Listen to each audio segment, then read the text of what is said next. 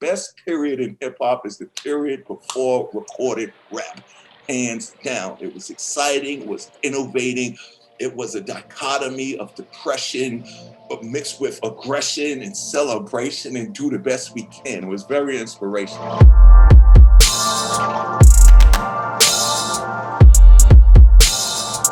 Hi, I'm Luke from NME, and you're watching the latest in our In Conversation series. We're joined here today by DMC from Run-DMC. How are you doing today? What's happening? Doing really good. Thanks for having me. Where in the world do we find you today? I'm in New Jersey, Wayne, New Jersey. You've just released a new limited edition vinyl that features songs that have inspired Run-DMC's music from over the years. Right. How difficult was it to choose just 12 songs for this release? It's very difficult because every song we ever sampled, every song that Kool Herc, Grand Wizard Theodore, Grandmaster Flash, DJ Charlie Chase, Baron, DJ Breakout, Africa Bambaataa, all of those DJs, all that music that they played was significant to our existence. So it was very, very hard to choose 12. Did you feel like, it's kind of an impossible task where, just having 12, you're going to believe off that you're like, oh, that really should have been on there? Well, right. 12 is, but I could understand because it's 12-inch. I could understand the science behind it. But I think it would, to really get people to feel what we felt, but even before hip hop, just what music meant to these young boys and girls growing up in New York City in the late 60s, throughout the 70s to the 80s, that music saved our lives. It was the only thing that we could turn to for if the song was, 5 minutes, or if it was one of those long extended versions. It was the only thing that gave us heaven in a world of death, destruction, and darkness. So what would have been acceptable probably would have been 25 songs, because the 12 songs that we pick leave out the other 12. Mm-hmm. But if you pick 24, if you pick 25, those 25 songs are still related in some way to the other hundreds of songs. Because even on the 12 and 12 list, if you say love is the message, then every song that came on after that at that party or at that block party. If you say Apache, the other hundreds of songs. So everything's relatable, but it was a very hard thing. So one thing I could say is it must be very hard to be a DJ, because I had a problem picking 12 to make the world happy. You know what I'm saying? So even if you pick 100, you leaving songs out that people say, oh, they forgot about that. But that's the beauty of it. It's about the rediscovery, to relive those moments. Yeah, and sometimes you need to be kind of pushed to kind of like whittle down such a big list and be like, these are the ones that, mean the most to us. Exactly. So it's interesting that you say it's kind of a collection of songs that you may have sampled or may have influenced you, or songs that have personally kind of inspired you on a artistic and personal level. Do you have kind of one song that stands out in particular that kind of has been maybe what you'd say is an especially big influence on Run-DMC, or you personally as an artist? Oh, wow, that's a great question. I would say, as for Run-DMC, it would probably be Super Rapping by Grandmaster Flash and the Furious Five, because Rappers Delight was cool because it was, oh shoot, they made a rap song. But it wasn't what they was doing at the block parties, and it wasn't what they was doing in the parks and the house parties. And what I mean by that was Rappers Delight was a dichotomy of what hip hop was before recorded rap. Because even before rap was recorded, there was a younger existence of hip hop that was in the streets. But there was the dudes that was 21 and older, 18 and older, or 18 to 21 that was already in the clubs. And those were like the disco DJ rapping, man, I'm at the party and I'm in the disc. They were older than us. But it was like the Funky 4+1, Treacherous 3, Cold Crush, Soul Sonic Force. They were 16, 17. They were doing it in the parks for no money. You know what I'm saying? So Rappers Delight was both of the hip hop, the hibbit. On Rappers Delight, the only rapper I related to was Big Bang Hank, because he did a rhyme about Superman. And I was in the comic books. I didn't know hip hop, the hibbit, clap your hands. I didn't know disco and club. I was a kid. But when I heard Big Bang Hank's rhyme, which was written by Grandmaster Caz of the Cold Crush, I related to that. But super rapping was different. Super rapping was the whole presentation of what hip hop is, not was, is. Better than 99.9% of all hip hop out now. This thing came on. Now you got to imagine, you put Rappers Delight on. It was a attractive label, light blue with a rainbow, Sugar Hill Records, and it opened up hip hop, the hibbit dibby, hip hop. You don't stop a ride. It was nice. It was like my dad is doing something different and fun that I can relate to. So that was Rappers Delight. Super rapping, when my brother brought it home, it was a red label that just said Enjoy Records. And I put this on, this thing came on. It was a party night, everybody was breaking, the highs was screaming and the bass was shaking, and it won't be long till everybody knowing that Flash is on the beatbox going. And did, doom, doom, doom, and did. Then they said, Sha-da-na. And then the voice says, Italian, Caucasian, Japanese, Spanish, Indian, Negro, Vietnamese, MC, disc jockeys, y'all, fly kids for the young ladies. Introduced to the crew, you gotta see to believe. 5 different voices. We're 1, 2, 3, 4, 5 MCs. Whoa! So that is what Run-DMC is. That's why when we came on recorded rap, we ain't the pioneers. The pioneers is everybody before Rappers Delight. And I want the music industry to understand that. I want the old cats now. I want the young generation now. The best period in hip hop is the period before recorded rap, hands down. It was exciting, it was innovating. It was a dichotomy of depression, but mixed with aggression and celebration and do the best we can. It was very inspirational. So when we came along, we said what Flash and them is doing on those records and what the Cold Crush is doing in Harlem World and all those underground clubs is what we're gonna bring on records. And that's why Run-DMC's presence was so powerful, because all our records is the energy and sincerity and innocence of that thing that created all of this. So it was super rapping that switching all, everybody say, oh, that's Run-DMC style. No, we got it from Flash, It was just that we was the first to put it on MTV. See, that's a whole nother level. But it was super rapping that defines the energy of recorded rap. Mm-hmm.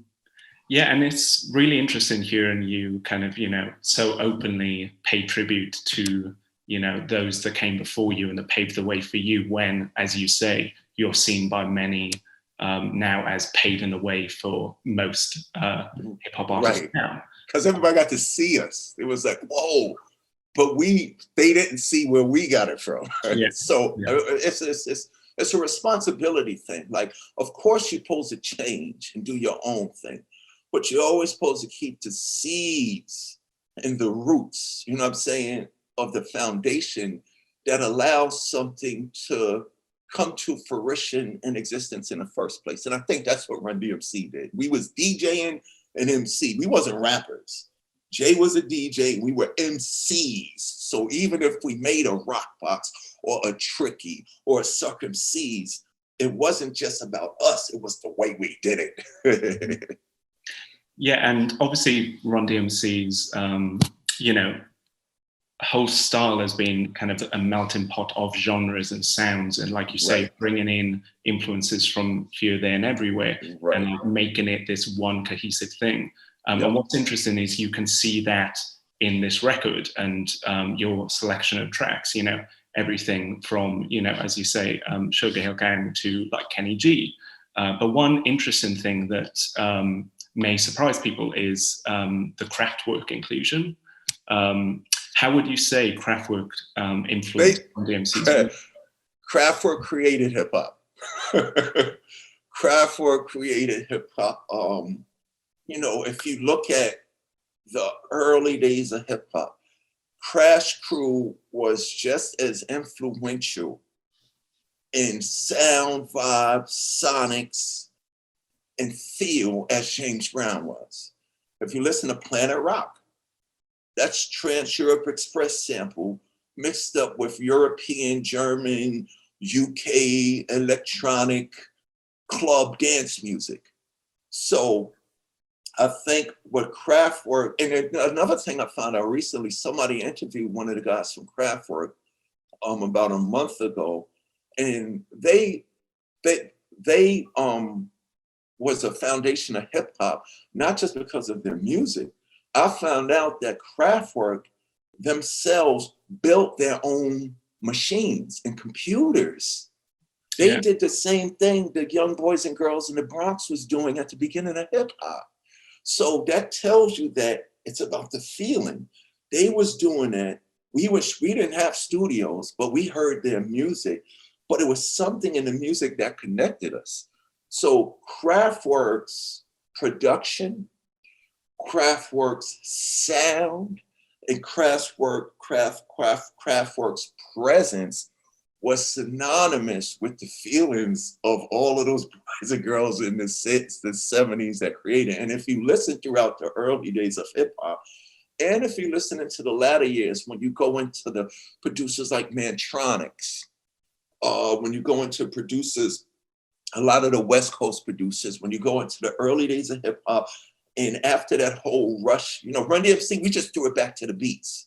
But when it came to music, we followed the blueprint of a group from Germany called Kraftwerk.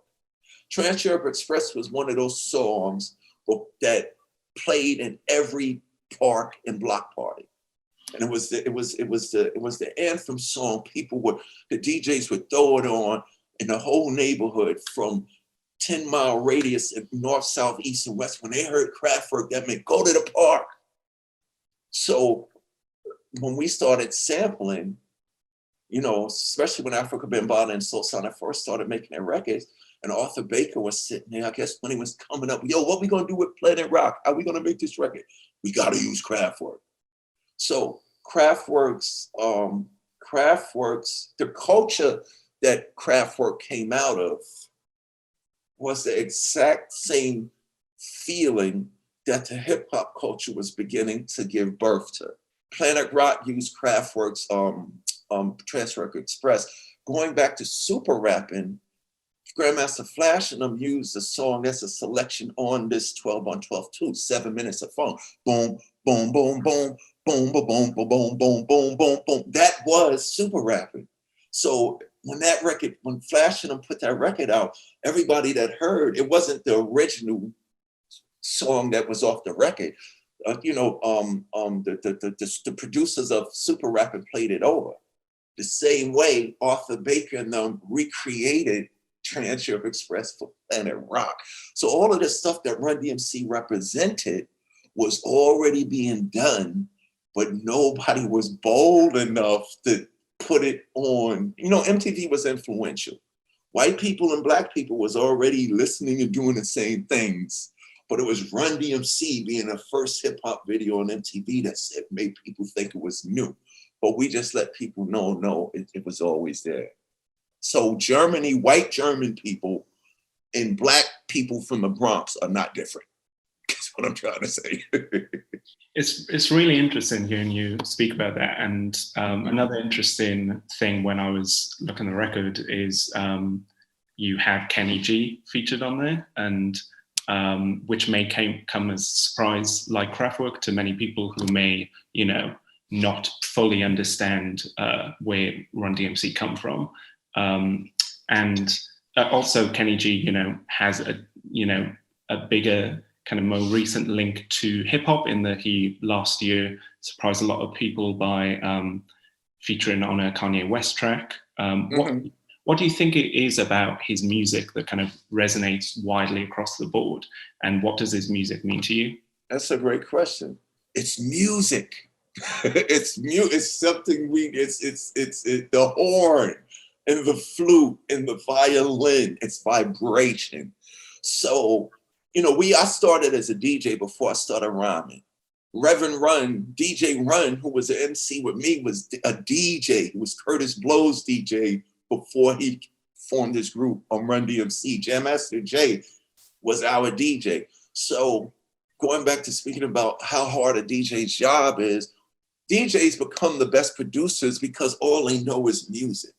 So looking at a Jay or Run or Flash or Kool Herc, per se, you see this black DJ out the ghetto in the 70s doing this new hip hop music.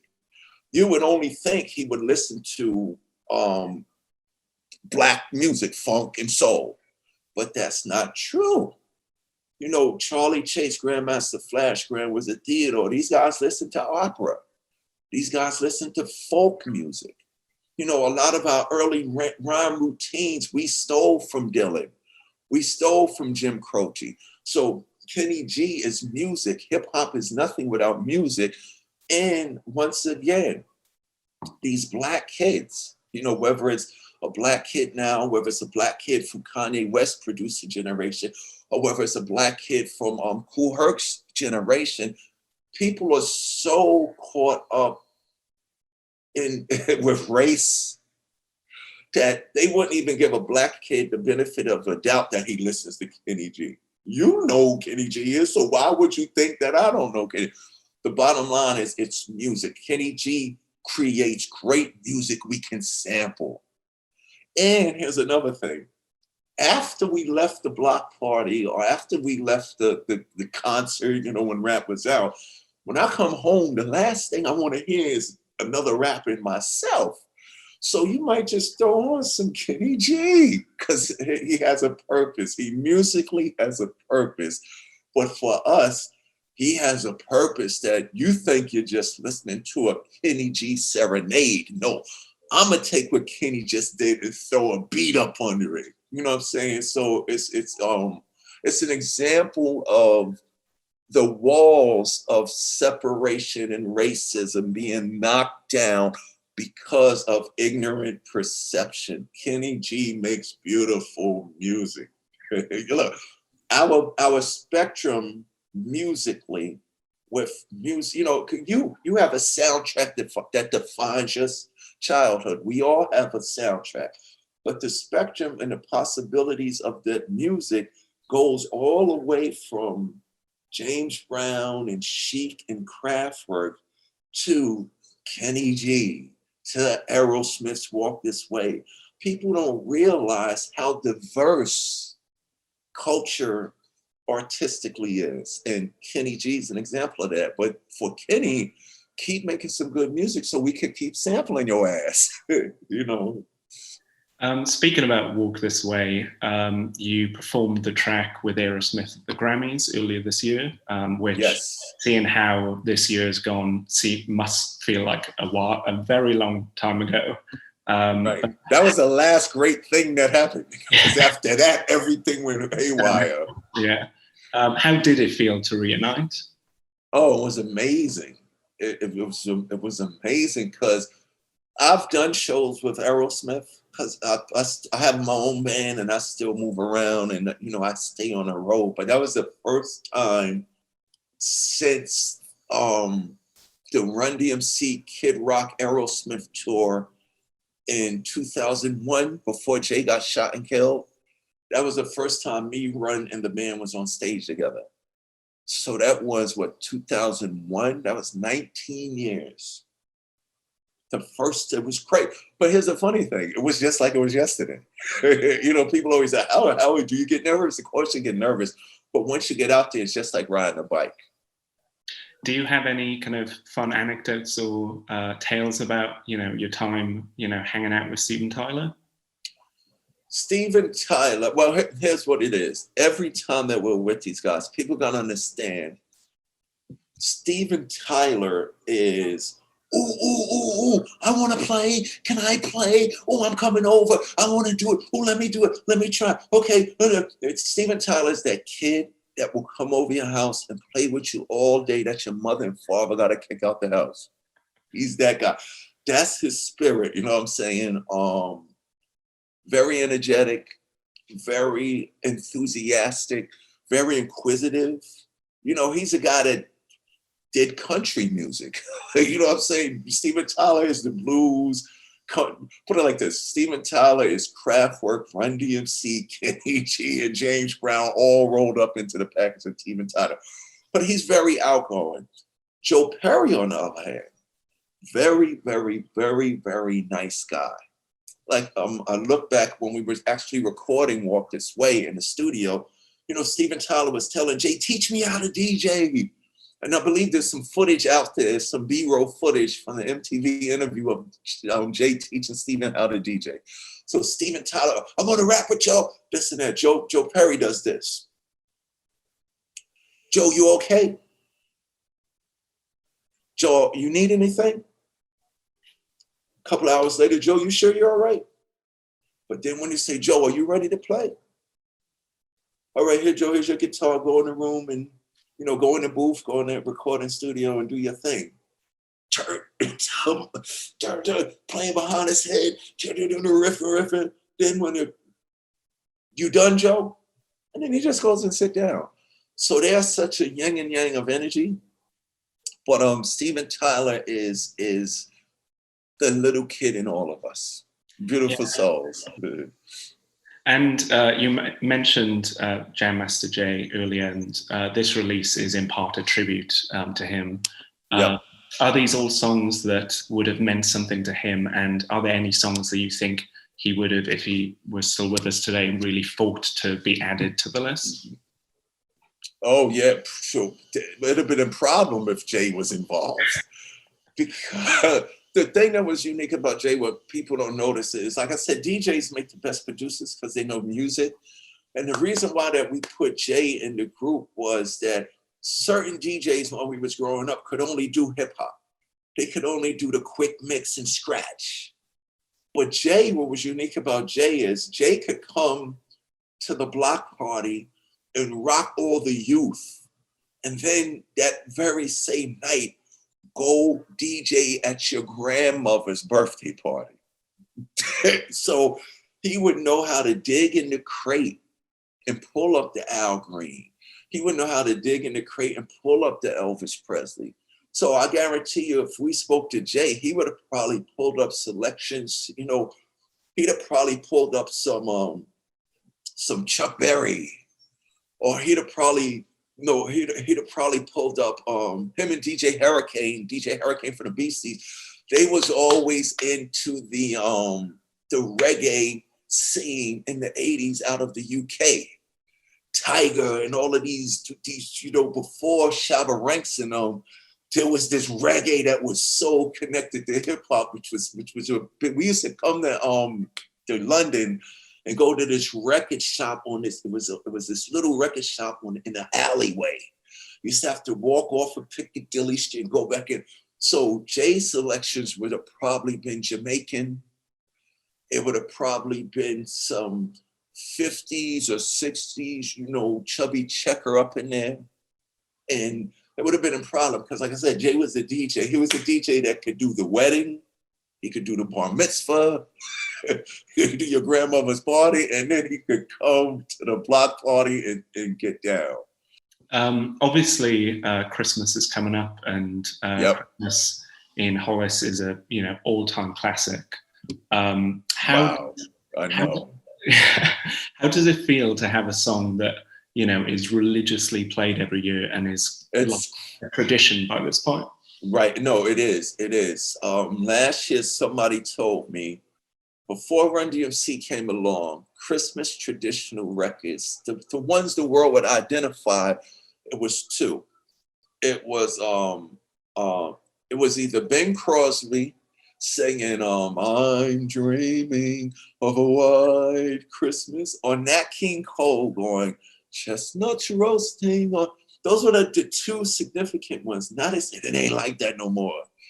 It's Ben Crosby, Nat King Cole, and Christmas. And I'm talking about a part of global Christmas tradition.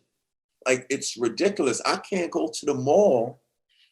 I can order online because if I go to the mall, the whole mall, every 10 steps, they singing the lyrics of Christmas in Hollis at me.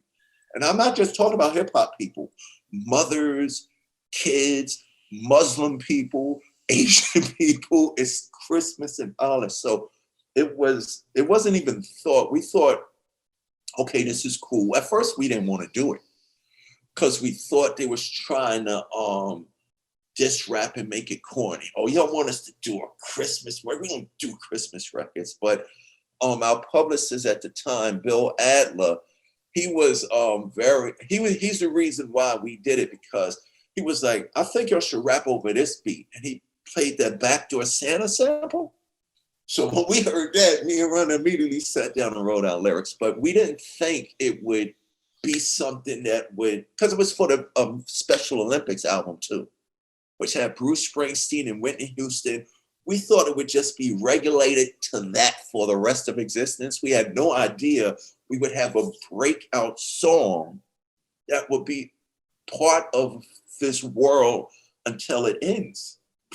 We had no idea about this. So it's an inconceivable thought, but it's good, because one of the things that it does for us, it's not just about us. It helps the world know that hip hop is a legitimate form of music. You can have Ben Crosby, you can have Nat King Cole, you can have Dolly Parton doing her Christmas thing, you can have Mariah Carey doing her Christmas thing, and you damn sure can have some hip hop doing its Christmas thing. Hey. What is your reaction normally when you hear the song out in public? Do you feel pride, or sometimes you're just like, all right, I just want to, get my groceries? No, it's definitely pride. It's definitely proud, definitely. Finally, last question. Raising Hell turns 35 next year. Do you have any plans to celebrate the release? I know it does. 30, really? Yeah. Wow. I mean, this year is being a kind of write-off, so you're forgiven for losing. That's kind of perfect timing then, because people are going to want to be happy next year, because this year was so crazy. So I don't know. Maybe we'll do. I think what I think should happen is I think they should do DJs should do remixes of their favorite Raising Hell song, or everybody who was influenced by us should do a remake of a Run-DMC song. Because it's like, if you talk to Naughty by Nature, if you talk to Salt and Pepper, if you talk to Tribe Called Quest, if you talk to Cypress Hill, if you talk to NWA, if you talk to De La Soul, if you talk to the Ghetto Boys, they say, we were Public Enemy. Those are the names that should be on the album. They say we were all just trying to be Run-DMC. So all of those groups should pick one of their favorite songs and do it over. That'd be a sick album.